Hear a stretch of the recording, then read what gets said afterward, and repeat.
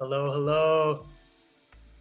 Welcome. We are here Wednesday, 1 o'clock PST. We've got Saba, we've got Joanna, and I think one more lucky person might be coming in soon.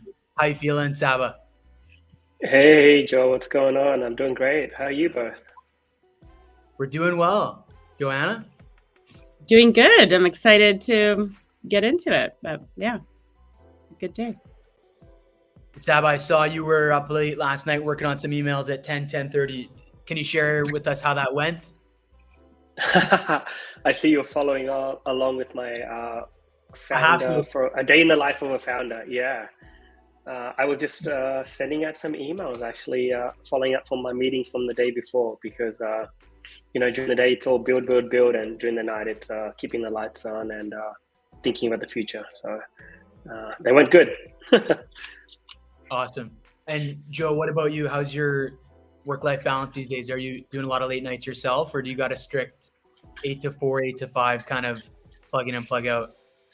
I've got a very, I guess, 16-hour day schedule that's built around like working on my own startup, but also managing my kids and family. So I've got like down times, between like 8 and 9 or 5 and 7 that I don't do any work. But, yeah. And maybe some in between there, but yeah. It's that work-life balance that's not really a balance, but Totally. Reality. Yeah, I get that. And do you guys do a lot of these type of events? I've seen Saba share a couple stories, but Joe, have you been involved in a lot of virtual demo days, or how's your last couple months looked? I wouldn't say I've done a bunch lately. Mostly it's like the accelerators that I'm part of or contributing to. So it's more like one-on-one and like support for the entrepreneurs in terms of like helping them get ready for some of these demo days or pitch days. But I haven't done any lately. So that's why I'm excited to get into it. Yeah, same here. Saba, what about you? I haven't done one for a while. Anything that Kernal presents, I'm always down to participate. So thanks for having me and getting me back in the coaching, mentoring, judging seat. So it's an honor. Of course. And I think Andrew just joined us. He might be filling up his coffee, but welcome here. Hey guys, how you doing? Thanks for having me. Good to have you. I'm curious, what does the hat say, Andrew? I'm trying to get a good look at it. It says, "Where's the tech party?" I just cool. I want to start like this merch brand for fun, just around like parties for people in tech. So we'll see. We'll see if it takes off or not. Amazing. That might be something you have to toss on Kernal. Maybe we could add that idea at the end and see if the audience wants to buy some. Yeah, that's a good idea. Start the wait list. I want one, so it worked already. Exactly, same here. Well, I think people are starting to tune in. Maybe we'll give a bit of context on the event and then intro our amazing 3 people in front of us here. This is the first official Kernal Startup Idea Teardown. We're excited to be doing this. And as you funnel in, kind of some ground rules are, at Kernal, we really like to break rules and kind of avoid the boring kind of structure of events. And so if you've listened to My First Million, or if you sat down with a friend for coffee and riffed on a startup idea, that's really the culture we want to have here at the Teardown. It's a spot where we've got great founders, we've got some good ideas, we've got some smart panelists, and it's just going to be a time where we kind of riff on ideas, share the good and the bad, and then at the end of it, the best idea slash pitch will walk away with a custom vintage Kernal hat. We'll ship or mail it out to you wherever you are. So that's kind of what's on the line today, maybe more as the event goes on. But yeah, excited to have you here. I'll give some quick intros and then maybe we can hear from the judges themselves.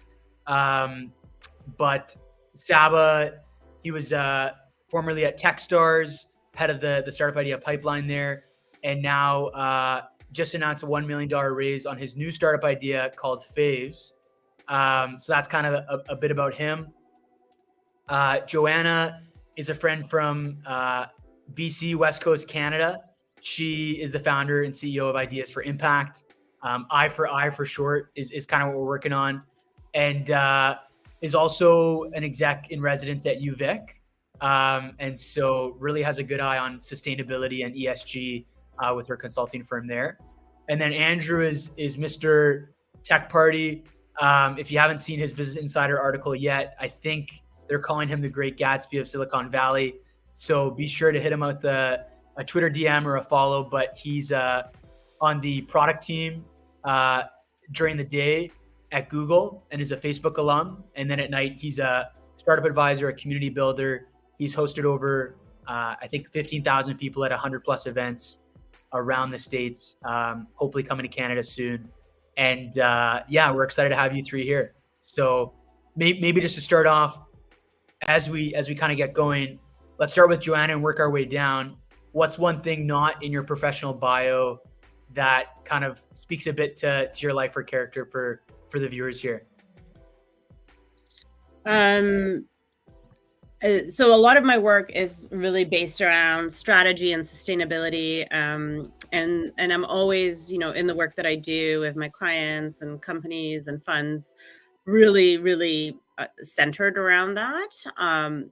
And perhaps what's not in the bio, though, is that I do advise a lot of startups, specifically ones that are in climate tech, that are in women tech, and also in sustainable CPG products.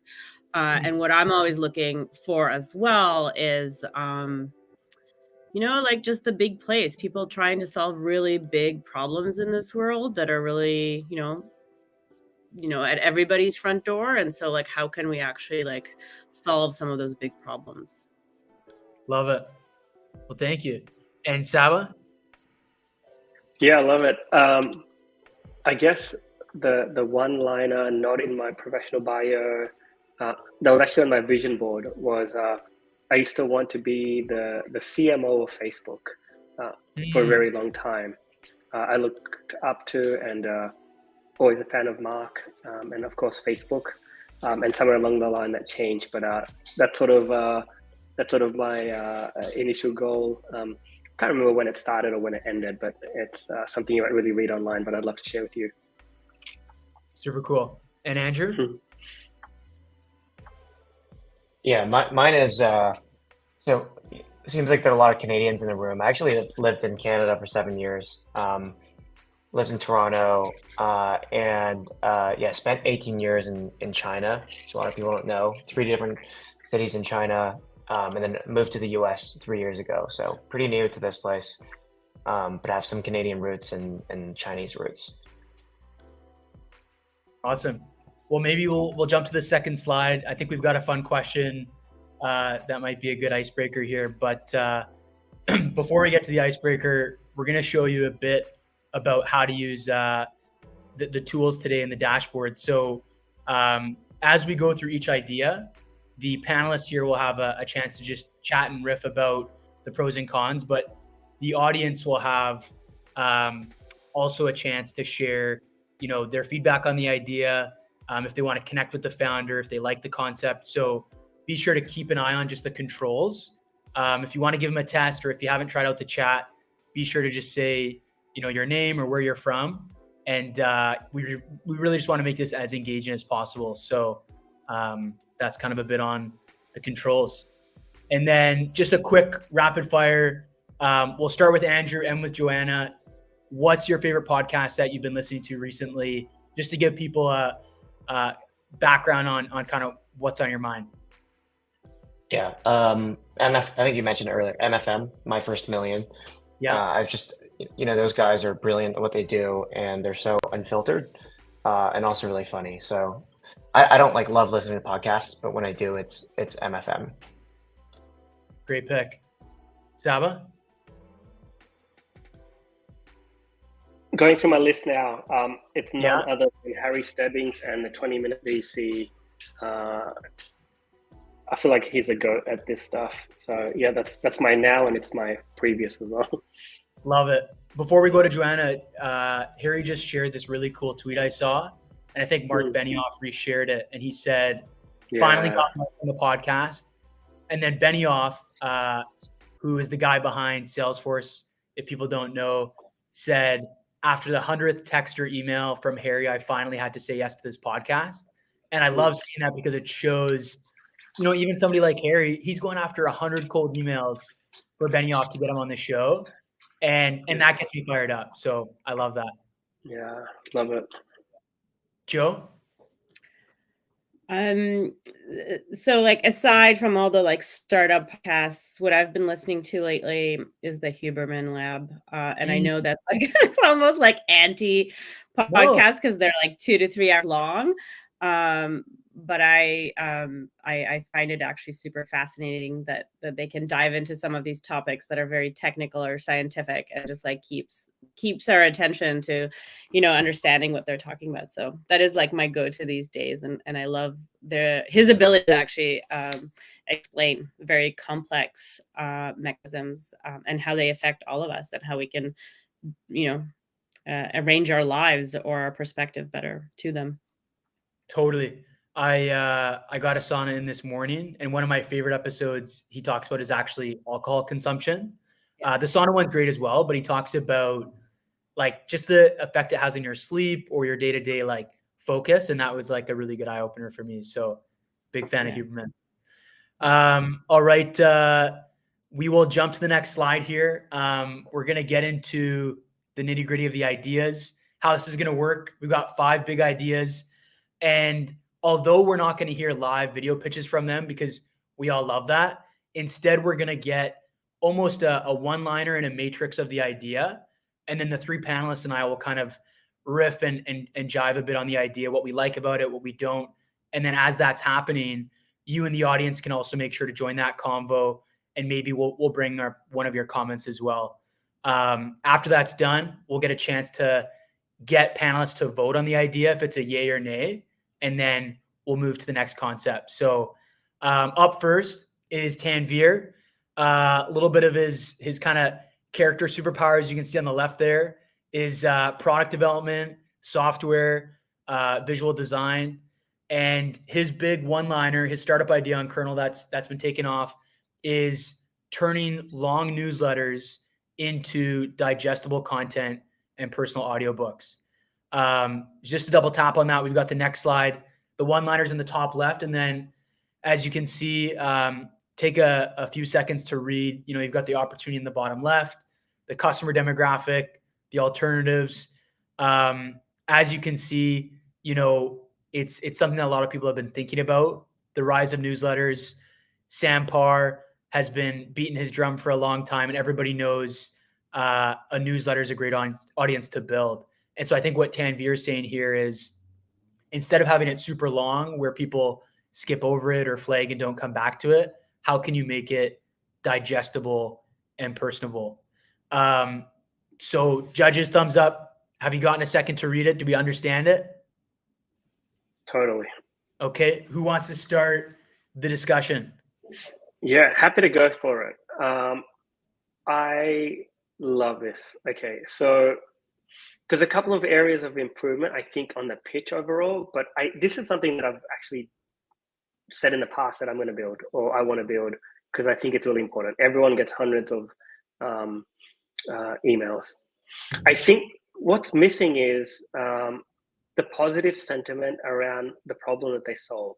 So it's not like turn lengthy newsletters already itself is kind of saying, hey, what you have probably sucks and let me try and make it better, versus talking about the positive of it, saying, don't miss the most important information from your favorite newsletters and read them quickly, right? So if the messaging is more like that, I'll feel more proud to be like, hey man, you should just get a newsletter focus. I'm featured on there, versus, oh, I'm one of those people that you probably skip. So add a positive spin to it. There's a reason the Morning Brew one worked a lot, because I always remember it, which was become smarter in just 5 minutes. As a pitch and a founder, you want to really boil it down to the most simplest solution, which is all you're really doing is helping me save time. If Mm. it's more than that, then talk to me about that, right? Which is then, is it helping me become smarter, or is it making sure I don't miss the most important information? So hone in it to a little bit, because you're really telling me the what you do, but not the deep why of why you're doing it. I think that you can get into. I'd love to also, and I'll pause on my third point and to share the room. Talk to me a little bit more about who I am. And so, you know, you want to kind of hone in onto audience to say, are you targeting DTC brands? Are you targeting CEOs? Are you targeting founders? Is this for a whole different type of audience altogether? Does it just try and help someone go, oh yeah, that's me, right? I think that's a little bit missing, and maybe it's customizable there for each type of audience member. But sure, as a teardown for right now, like I subscribed when I saw it, and I want a piece of it. I'm just curious how it actually is in execution. Love the input. Maybe let's jump to Joanna here. It looks like you've got some ideas on your head. I also do love this idea, being a person that gets a lot of newsletters and things in my inbox daily. I would consider, though, my sort of feedback. I love the idea. I mean, I agree with everything that Saba said. Would be also like, is audio the only way to like do this? Because I might not be like an audio learner, or that's not the way that I consume information, right? So that's a niche, of course, and exploring more of that. Is that the only way to filter all of this content? And I would also wonder, I mean, my big thing with all of this is always like monetization. How are you going to make this into, you know, a company? Is it a subscription service? Is it based on how many emails I, as a consumer, actually get in my inbox? And I think there's a lot of complexity there that probably has to be sorted out. And again, to that point of like niche audiences, like understanding who they are will actually help in identifying maybe parts of that complexity. You know, do you get like 100 emails in your inbox, or is it 20, right? I think that volume will make a big difference. But I quite like this idea. I think it's a real problem. It's a problem in my inbox for sure. And I think like one of the things also aligned with this is not just newsletters, but general like content too, right? Like that you get. It not always be newsletter format, because I'm always looking. I still use like Google Alerts because I haven't found a solution that's like any better than that, right? So what are people doing without this? And they're just, and it could be a solution for the newsletters as well, or those creators. So it's, you know, you're appealing not just to me, the person that gets something in their inbox, but actually the creator. I think there's an opportunity there too. Love it. Joanna, I noticed something you said that just made me realize something, and this goes to pitches as well. I read this as digestible content, and I didn't even catch the part about audio, which is when you give someone 2 sentences, they probably ignore one of them. Now I get that it's audio, right? So make it as brief as possible, Tanvir. But on top of that, I think what's missing for me now is remind me why it's easier to learn, or people remember stuff more through audio, which is proven science. And so just remind the users at all time from your website and your pitch on the why. So I think that's missing there. But thanks for pointing that out, Joanna. Mr. Tech Party Andrew, what ideas are coming off the mind here? Yeah, I got a couple of thoughts. So, you know, one I would probably use it. That's, you know, that's not a very strong sentence. I'd probably use this. I mean, I mentioned in the beginning, I'm not a big audio pod guy.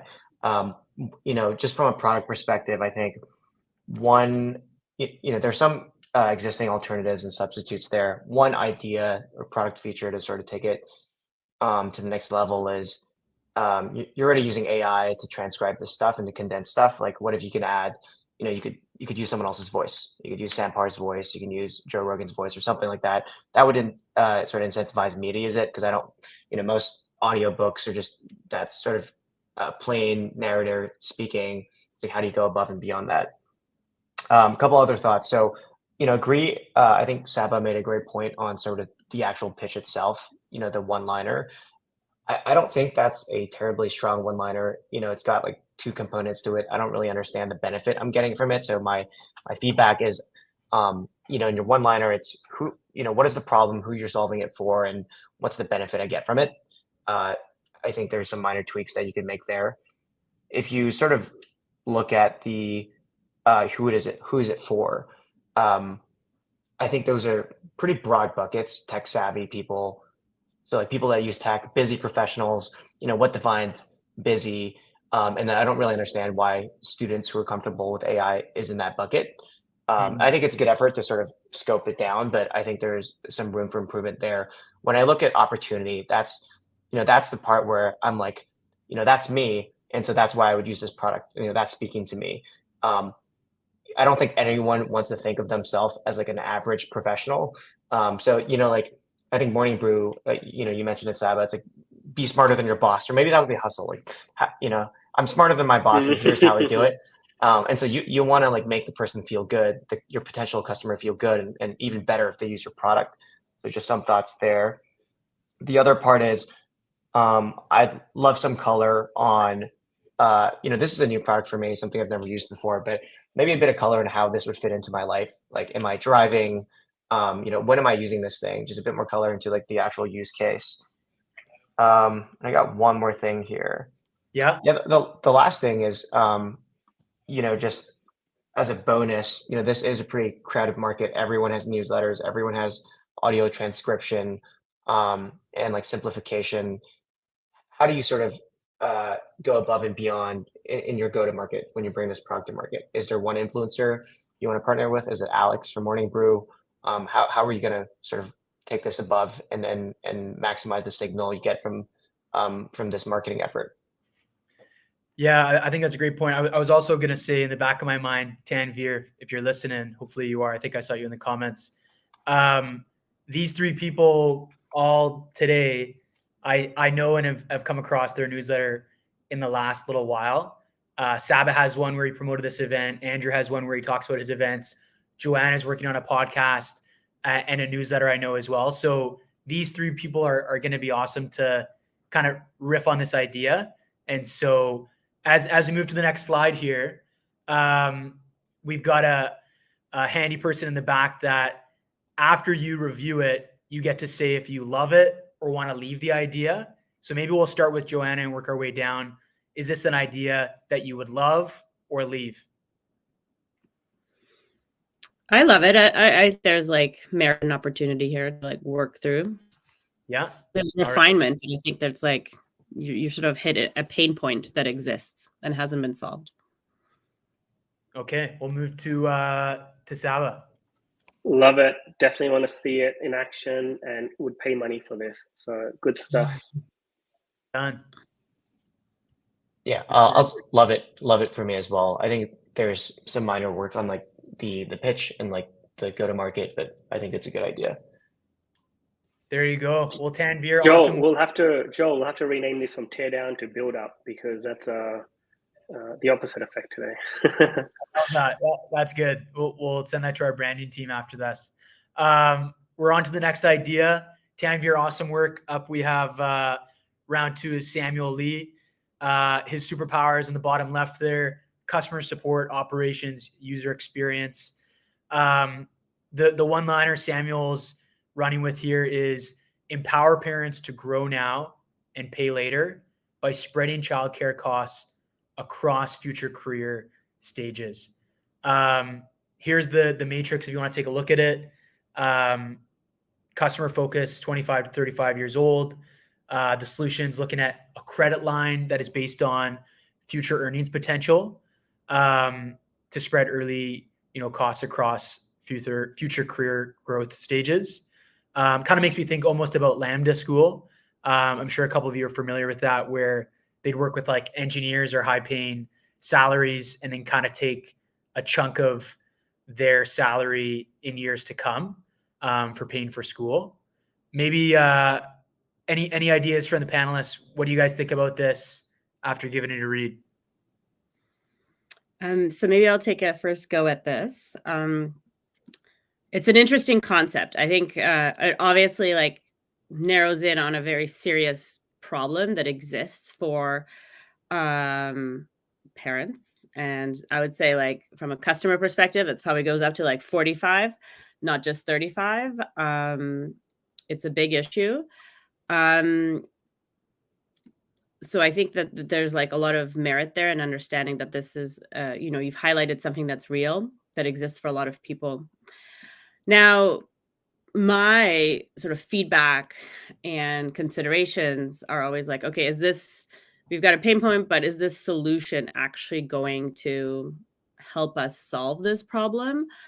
My biggest questions are like, the solution presented here, I think just follows in the same path that some of the existing alternatives have, that we have, which is debt, take on debt, or like leave work, or actually do all of the above things, right? Like I'm a working parent. I know lots of other ones. We've sort of like struggled through it. I would question the idea that taking out a line of credit that's based on my future earnings is actually the right path forward. Mainly because, what happens if my situation changes? What happens if my partner's situation changes? There's so much unknown in the world, and especially when it comes to lines of credit or debt or any kind of financial vehicle that's attached to my future potential earning, I as a consumer would be extremely concerned about. I think it would be a hard sell for others to sort of take on. I would also imagine, we worked with a company back in the day, a social enterprise out in Africa, that actually did this for similar to the Lambda School, which worked with individuals to help them get through school based on their future potential and their master's programs, etc. It was difficult. They essentially had to build their own financial institution to be able to do that and have their own financial fund. That's my piece here. It's like, this is actually technically complex. Are you building a fund? Are you building, your own debt vehicle?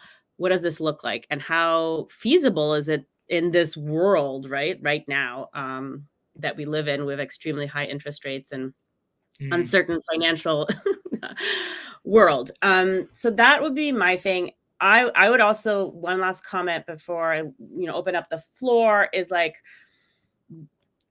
potential of like looking like a loan shark also, but thinking about like, whose responsibility is it to actually help working parents? And is there opportunity for partnership, or like more of a push for government and other institutional funders to actually step in on this? So this one's a big one and complex, I would say. Totally. Well, thanks for that input. I feel like what came to my mind when you talked about all that is almost having some sort of advisory board or network of, working parents, and maybe those that are well plugged in. But let's jump to Andrew here. It looks like he was researching something or looking something up. What ideas come to mind when you look at this idea? Yeah, my initial reaction is, I'm not a parent, but I am right within that range, and I can think about having kids. It seems to be a problem. I have a lot of friends who have this issue, so I agree with the problem. And I guess what we're discussing here is the solution and whether it's a fit. Couple of thoughts. So one is, going back to the WHO 25 to 35-year-olds, first child. I'm curious to see, like income brackets, like any other psychographics, demographics, are they immigrants, that kind of thing. I think that sort of information is important in terms of like the solution we're building. And then from that, what is the selection criteria, and how do you, what are the different customer segments within that, and how do you treat them differently? How do you assign different credit ratings, or whatever the language you want to use for this is? And so I think those are all very, very important details that might be missing.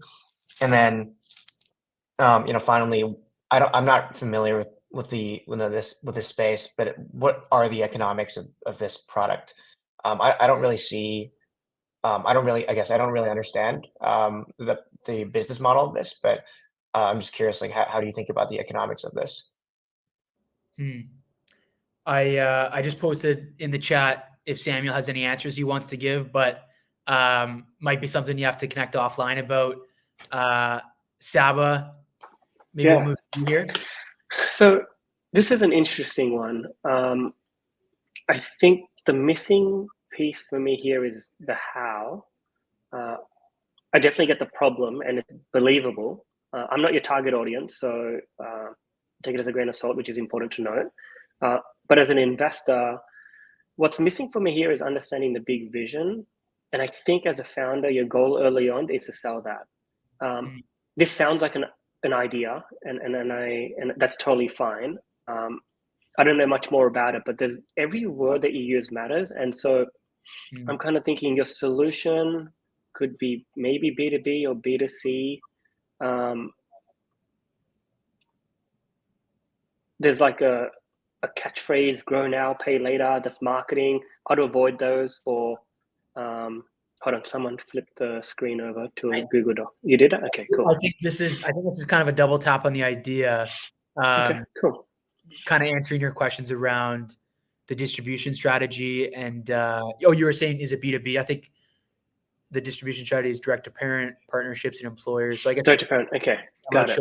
Color, but yeah, it sounds like your big thing is you want more clarity from Samuel. Yeah. So what happens in these in pitches like this, right, is the founder often goes back and forth between the investors, the audience, the users, the audience, the market's the audience, and you want to make it really, really clean and clear. Yeah. For example, with Favs, to investors, I'll say it's a friend-to-friend platform. But to users, I just say, we help you stay in touch with your friends. And so don't worry about catchphrasey one-liners, right? It just sort of helped me figure out exactly what the problem is and what the long-term vision is. So if I just riffed on it for a quick second, and if it might sound bad, the one-liner is, we provide another source of income for parents who are having children. And then the solution is, hey, we've got access to over $1 billion for the first 500,000 families that need that. You know what I mean? Like just something way more tangible and believable about what the solution looks like and what the long-term vision is. So yeah, it's missing something in between, and I don't know what it is. So hopefully that helps a bit. Well, this is the teardown. So, I mean, it's good to be honest. Let's jump to the voting. Give us some, virtual jazz hands, drum roll to see what the answers are. Joe, is this a good idea or a bad idea? What's your vote? My vote is, I'm not sure if it's a good idea, at least in this vehicle. And I mean, I agree with Saba and Andrew, and like there needs to be like more of this background work for us to really understand like what is the potential here, like what's the vehicle, what's the model, that how it's going to work. I think there's a lot more work to be done there. Okay, Andrew. Yeah, I'm in the same bucket. I think you've outlined the problem. Just need solution, more details on the solution. Totally fair. And Saba? Yeah. Contrary to what it might have sounded like, I was saying, I think it's a good idea. I just think you need to figure out how you're going to execute on it, and it needs to be solved, and it takes time. Second, third, fourth, fifth iteration of it will then make sense. Where you're like, crap, now I know exactly how to message it. But it makes sense with that amount of debt and the amount of people that have that problem. I get it, but the solution needs work, and you should keep working on it. Yeah. Okay. So shut up and take some of my money. Maybe it's a third category. Okay, well, let's move to idea 3. We're staying on pace. We're going to keep the energy going. Denny is up next. Denny, put a comment in the chat if you're here, and maybe we can get you involved with the panelists. But his superpowers are vision, ops, and research. His one-liner is get healthy homemade food delivered to your door. And the current stage is ideation. So let's riff on this. We'll open up the matrix in the next slide. And hopefully get a bit more of an idea on Denny's idea. Hint, hint, nudge, nudge to the person with the slides. Amazing. Thank you. So here's the idea. You could take a second to read it, or I can do a little audible. Really, the solution is a platform to connect consumers directly with locally vetted home cooks and small food producers. We'll give you 5 seconds, 10 seconds to read it, panelists, and then whoever feels ready can start off the the idea riff.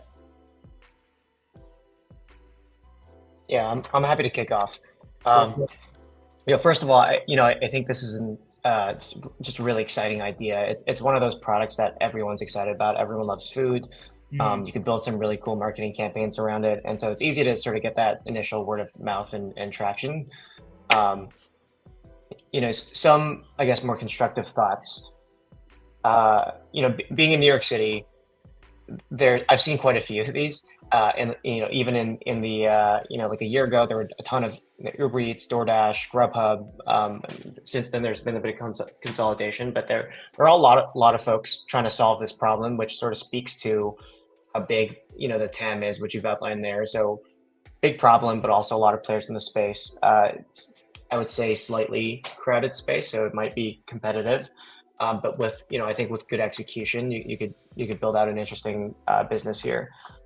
The things I would keep in mind is that you're building a marketplace, and so the complexity there is logistics. So Uber Eats, most of their team, like a big proportion of their team is operations. They have a GM of ops, and the way they scale is just they build out local teams. So there's a ton of logistical work that I don't think is covered here beyond the building out the initial marketplace, building out the supply. So some of those things to think about. I think food safety is something that tends to come up. How do you vet all these folks who are, making the food, the suppliers on the marketplace? And then the last thing is, if you think of this as a three-sided marketplace where you have people making the food, people eating the food, and people delivering the food, I think that the challenge is going to be how do you incentivize each sort of part of the marketplace at the same time. So it's a complex business, but I think the good news is it's a really exciting problem to solve, and it's a really exciting business in general. Love the comments. That food's it's always a win. Saba? I don't care what anyone says. You need to do a comparison tagline here, and it's so obvious to me to just do a Uber Eats but for home cooked meals. It changes this from an idea of a small business to $1 billion opportunity because of that framing, in my opinion, anyway. Remember, early on, your goal is to get people excited about what you're working on and get them believing the huge amount of TAM that's there. And like me, if everyone else has been having Uber Eats or others for the last few years, you're kind of like, crap, I've tapped out. I need something new or better or healthier. And so sometimes we overthink the solutions and try and make it, like I think one of the pitches earlier mentioned AI 3 times and it didn't need to. And in the same way, it happens for non-AI products too, which is like, just keep it really simple, right? The solution is we give you home cooked meals delivered to your door. Great, right? The other thing that I think is important here is which Andrew alluded to, is a competitive advantage. Even though you're not getting asked this question in this matrix of 6 things, talk about how you're doing it better than them, or what your competitive advantage is in terms of access to the best chefs or the cooks, or you've done something similar. I think something like this already exists well in maybe India or LATAM, I've seen, or both. And so it's kind of like, if it's obvious and it's worked in other markets, you can just make your pitch, hey, we're doing this here and it already exists elsewhere. Again, less is more, keep it simple. This is a no-brainer thing that should exist. And I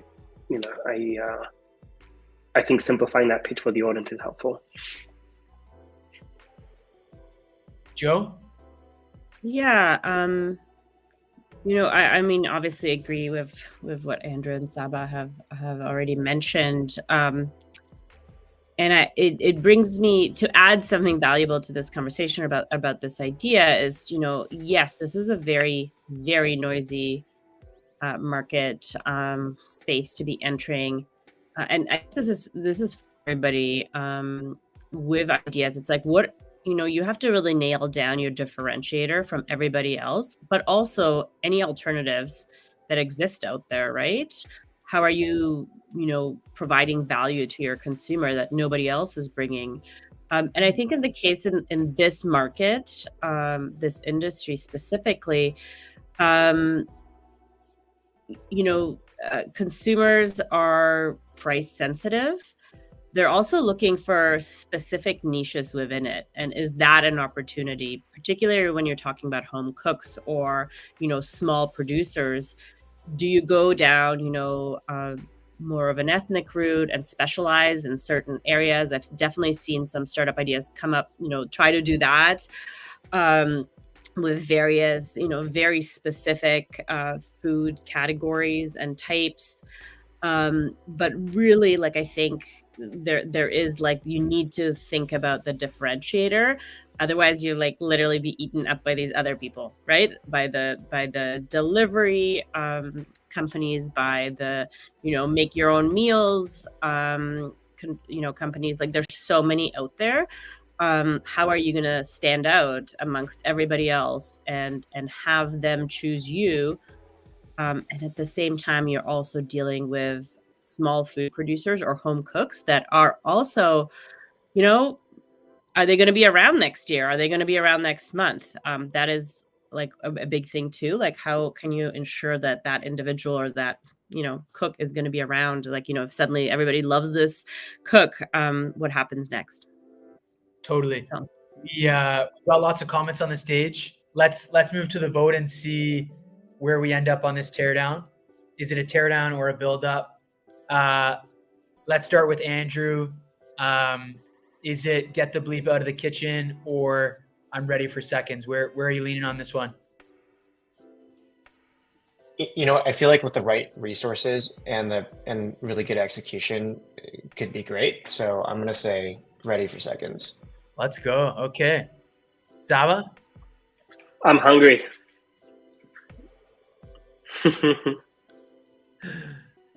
And Joe? Yeah, I'm ready for seconds. I think there's room for home cooks. Someone's just got to figure it out. Okay. Denny has been active in the chat, as has others. So yeah, be sure to connect with the judges after that if you want to help them refine this idea further. Next idea is Mina. Her one-liner is AI-powered productivity for ADHD entrepreneurs. Her background, business dev and data science. Here we got the matrix. Feel free to take a skim or I can jump to the solution. There's lots of existing alternatives in the bottom right, as you can see. But really, her idea is looking at how can AI help prioritize tasks for ADHD-minded entrepreneurs. And, it's a reoccurring theme. I think a lot of us read about that. So many top-performing founders and entrepreneurs have this connection with having a difficulty to focus or, try to handle so many things at once. So panelists, who wants to start the chat? Where do you want to go from here? Anyone with ADHD on the panel that wants to go first? Because no, okay. Happy to go first. I don't have it, so again, not your audience, but we're looking at it from an outside perspective in. This to me again sounds like an idea stage, which is good, right? We're trying to really figure out if I should work on this or not. Maybe it's further along. But what I'm also seeing here is there's not much of a solution. It's telling me the problem you want to solve. And so maybe you're in stealth. I went down that path this year and I still am. I talk about the problem that I solve, but I don't show you the solution. But to me, I'm not seeing the dots being connected between how you're doing it. I don't care that it's AI powered. Again, I get that you overcome productivity issues. I've heard that before. But tell me a little bit more of the solution. Tell me a bit more of the outcome and the benefits. It's sort of first you talk about features, then you can talk about the benefits, and then it's actually the outcome. So similar to the newsletter concept, BetterCEO will help you be 36% more productive on just your phone per day.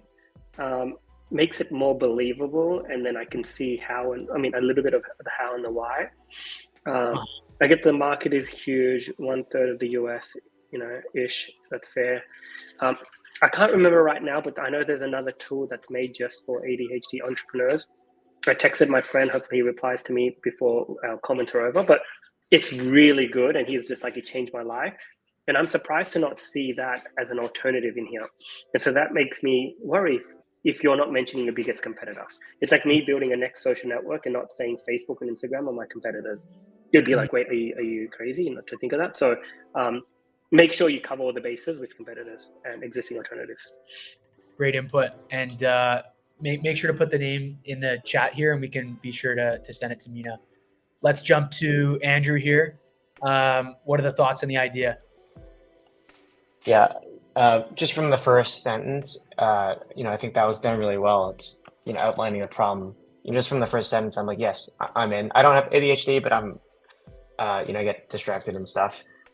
So good job there, like outlining sort of the problem in the target market.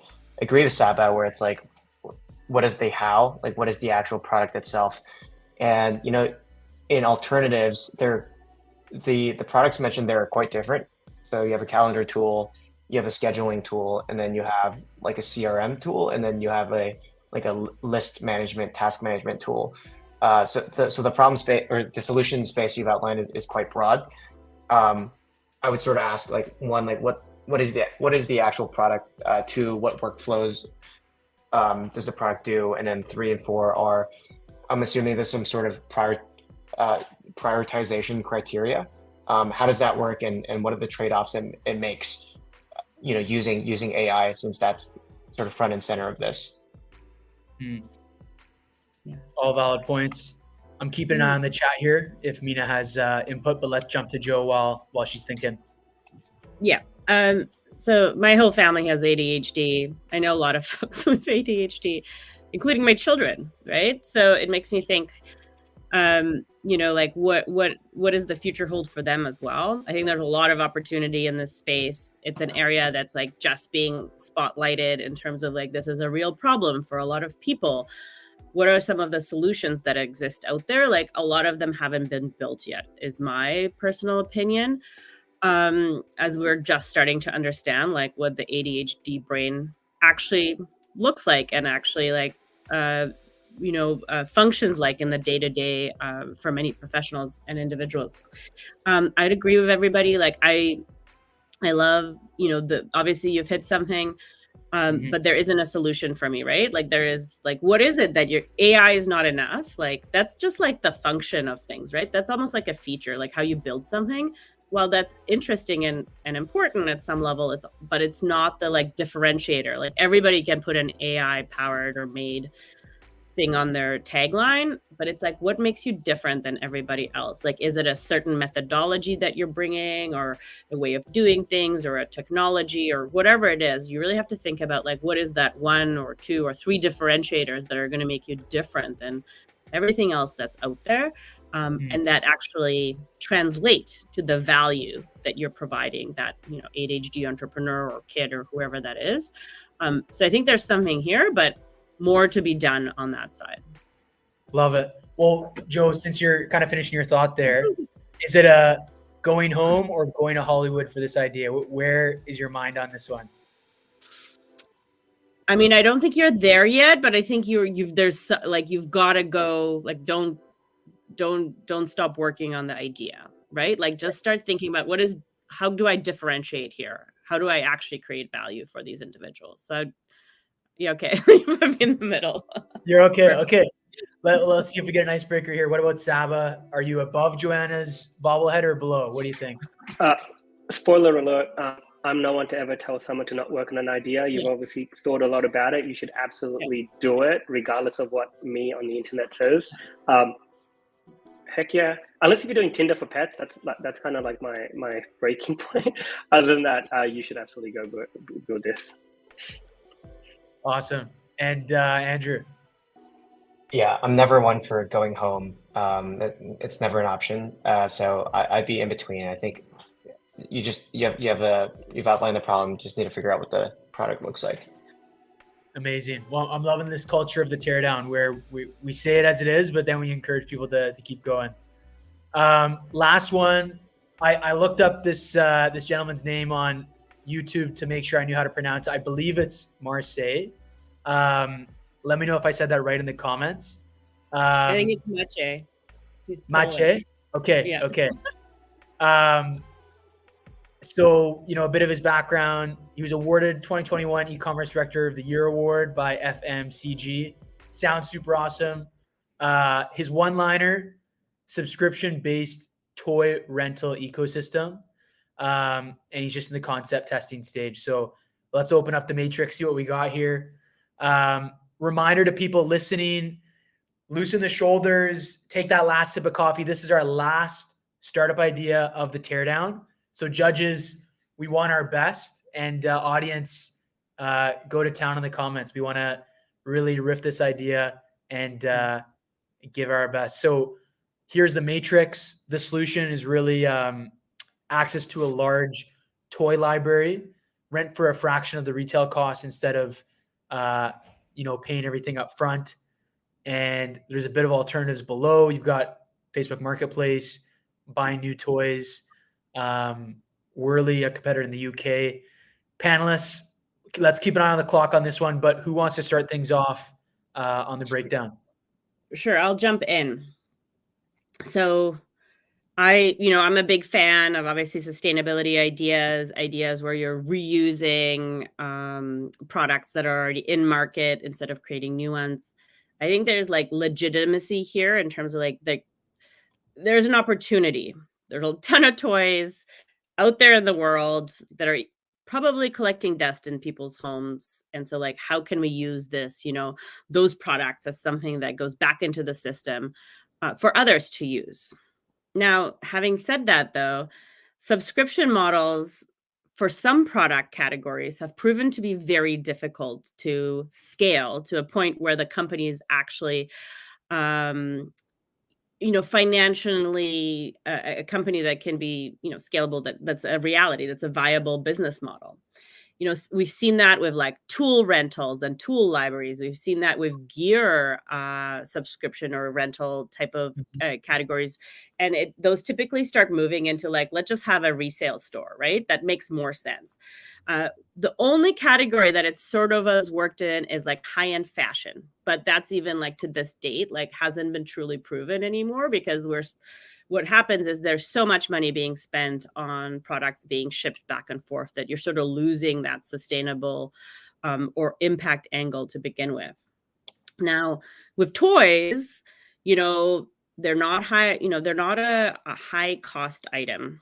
And so this is the question, is this a model that can scale? Is it only can it only be locally focused? That's what I'm thinking about. I'm what about cleaning? What about shipping? What about making sure these toys aren't broken? All of these things come into play. And so I also saw this slide before, and I went online and looked at Whirly, which is interesting because it exists in the UK. But interestingly enough, they went out of business last year and went into receivership and and they're trying to do things again. So what I would be asking is why didn't it work for them? They were out there. They had I think they had over 10,000 members, which is a great number to start off. That shows you that there's a need there, but why didn't they succeed? And I think this is a great opportunity to be okay, why are these other methods or models not working or haven't worked in the past? And how can we actually innovate? What is the issue or challenge that these companies came against that they couldn't solve? So I'd be looking at that, because I think there's something here. Toys are an area that need to be switched out on a constant, otherwise they collect dust, etc. But I'd be asking why do alternatives not work at scale? And why have others not been successful here? Yeah, those are good points. And I love that you did the research. We'll see the comments if there's an answer. Let's jump to Gatsby here for round two. What's the input? Yeah, agree with everything Joanna said. I don't have as much context in this space, but my first instinct was that I think it's a cool idea just from the fact that there's very few substitutes. I mean, there's one that went out of business, but I didn't know that. So there's very few substitutes. So I feel like there's opportunity there. And then the sort of the obvious things, which is kids grow fast, so there's high turnover of toys, which makes this kind of business model make sense. And then there's a cool kind of sustainability play, which you can tie into a broader cause as your go-to-market, which I think is interesting. My questions are, one, so my instinct is like, oh, this could be a cool idea, could be a big idea, but how big is the market? I think this is probably the only pitch that didn't have a TAM, so that would be really interesting. And then, similar to the marketplace business, it's all about the logistics. So the execution on, all the stuff in between, recycling these toys and reselling them. And then the last thought is, given the nature of this, I think there's got to be a lot of focus on the UI of this platform. Just has to be really easy to use. Love those notes. Let's finish with Saba. We got to keep an eye on the clock here, but quick thoughts, Saba. Yeah, my principle here is, what does the world look like 50 years from now? We already have so much trash in the world. People are still already trying to save money. While I would have never thought of Rent the Runway for toys, in 50 years from now, I just can't imagine them being produced so high amount. And so I actually think this is a wild card, super interesting idea. And sort of like delivery being on foot right now, I can't imagine it happening in 50 years from now. I imagine it's all underground. I'm going to put this in the bucket of, this will probably get delivered through underground subscription, and you return them in the same way. Like that's super cool to think about like that, and to be able to say we make them, we produce them, we throw them out in so much waste. So love it. Okay, so if you're the Saba bubble in the background, where are you landing on this one? Is it a top box or a bottom box? Bottom box. Bottom Let's box. play. Okay. And Joe, where are you, top box or bottom box? Same thing. Bottom box. I think there's opportunity. I love that concept of like, where are we in 50 years or even 20 years, right? Like that's a really good way to change your perspective. Okay. Cool hat, Andrew. Where are you at? A bottom box too. Bottom box. 3 for the bottom box. Okay. The comments are lighting up. People agree. Let's move to our next slide as we kind of close the day. Let's open this to the comments as well as the panelists. Just quickly, what idea, as you look back on the 5, come to mind as the strongest from today? Maybe let's start with Joe and work our way down. Best idea of the day, quick thoughts in a sentence. Go. Quick thoughts. I think my favorite idea, because it's like a personal problem for me, is the newsletter one. I just think like that it's like a real problem right now. If I was going to give anybody like any more thoughts, is like as you think about your ideas and make them into real pitches, is thinking about why this is a question we ask in the investment world. It's like, why this, why now, why you? So like really like define what it is you're making. And this is where the differentiators come in. But I really like the newsletter one. Okay. That's Tanvir for 1. Saba, best idea of the day. My award goes to Danny. I want healthy homemade food delivered to my door. I would pay for that today if I could, and there needs to be an alternative option. And again, it's $1 billion company that Uber or one of the other competitors will acquire, and so it's a no-brainer for me. So Danny, keep at it. Everyone else keep at it too, for sure. Love it. Andrew? I like the toy idea. It's just one I haven't heard. I think it's unique. It's an interesting space that I'd like to explore more, just out of curiosity. So I would pick that one. Can you say one more time? I was just looking at the comments. Sorry about that. Yeah, the toy one. The Okay. last one. Yeah. So we're split. We're split between 3. I'm just getting a note from our admin team. They're saying from the audience watching, the newsletter idea is currently winning at 45%. So that's a little input. Maybe let's just jump to some closing thoughts here on the pitches. Panelists, what would you say advice-wise, people that didn't pitch today or did pitch, what's your closing coffee idea to leave them with about building a startup in 2023? What would you say? Yeah, quickly for me, because I'm hopping off as well. It's really about the team. All we've seen is your ideas, and they might be good, bad, or great. Regardless, you're going to get your first check and the first bit of momentum based on the team that you put together. And then the TAM. So team and TAM are the 2 words that I say to focus on. And so go build that team and keep at it. Love it. Joe? I think it's really like answering those questions of the, like, why this, why now, and why you, and like really figuring out, are you solving a real problem, and ensuring that you're listening to those that you're talking about, and figuring out, is this a problem for these consumers, or do I need to go and talk to other consumers? So really being clear on that. Awesome. Andrew? Yeah, I'm echo both those points. I mentioned this a couple of times, but yeah, good execution or great execution can make any of these ideas work. So it's just how are you going to execute it? For sure. Well, there you go. Panelists, thanks for joining us. We are officially done the first idea teardown. Before you go, Saba, make sure you mark your calendar as well as the viewers. Our next demo day is coming up in November. And so if you have thoughts on how to hit us with a note. This is our first kind of attempt at the demo day software for Kernal. So hit us with a tweet or email if you liked it. And if you didn't like it, tear us down and let us know how we can do better. Judges, thanks for being with us today. Thank you for having us. This was great. Thank you, Joe. Awesome. Okay. Well, enjoy the rest of the day. Feel free to jump off now or hang around as we kind of close off the video. Thanks, everyone. We'll see ya.